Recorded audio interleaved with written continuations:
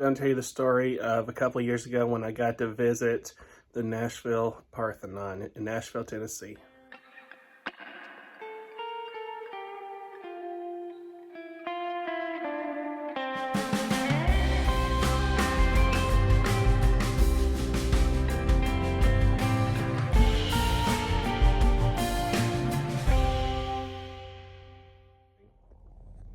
So a little history of the Nashville Parthenon is that there was a World's Fair or a fair of that kind in the 1800s in Nashville. And so the architect that came up with this idea decided that he wanted to recreate the Parthenon to celebrate Nashville being the Athens, quote unquote, the Athens of the South. And so he, for the World's Fair, built a wooden Parthenon. Now, in the 20th century, it was converted and made more permanent by adding concrete, cement, and everything that goes into modern building to make it a more modern thing. Now, I don't remember when, but originally it was just an outer shell.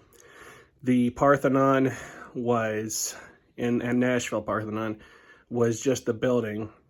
But in the 70s, I want to say, or 80s, I think it was late 70s, 80s, they decided to add the goddess Athena inside that Parthenon. And it is 40 feet tall.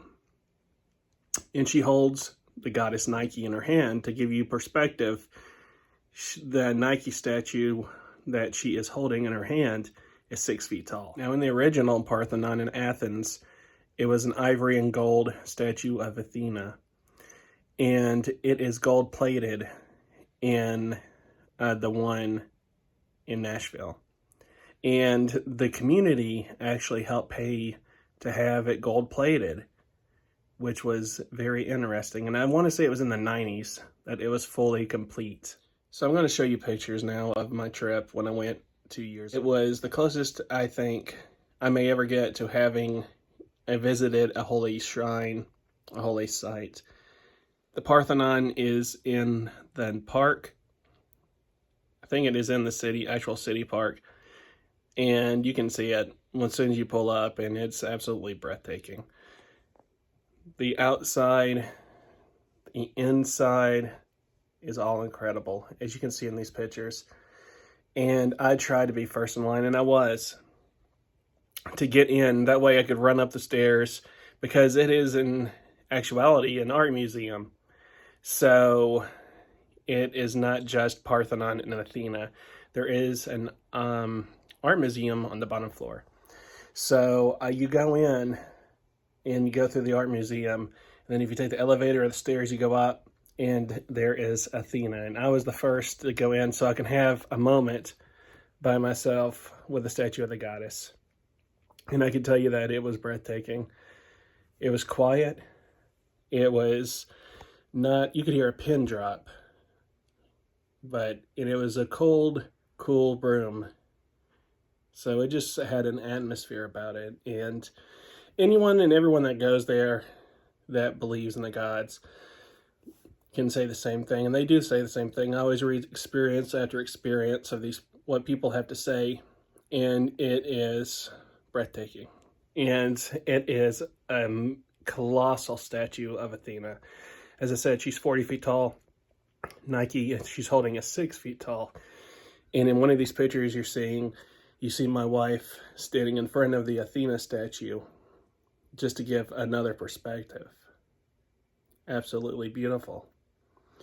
Now, they do not allow offerings. You know, you hear some people say that when they go to the statue that they leave flowers and so forth at the feet of Athena.